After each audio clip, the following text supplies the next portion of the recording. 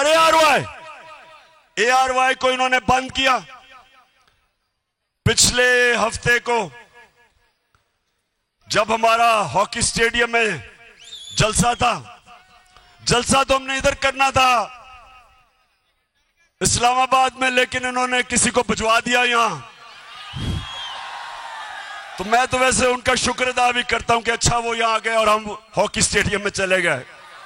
लेकिन अब ARY नहीं दिखा रहा था, तो जिस चैनल ने उसको दिखाया, बोल टेलीविजन, सारी कौम उधर देखना शुरू हो गई, उसकी रेटिंग ऊपर चली गई। तो अगर किसी का ख्याल है कि आजकल के जमाने में मीडिया को बंद करके ये लुटेरों के टोले को हमें कबूल करवा देंगे, आप किसी और दुनिया में रह रहे हैं, कोई रोक नहीं सकता। सुन ले, मैं सारों को आज सुना रहा हूं जो सुनना चाहते हैं, कोई रोक नहीं सकता।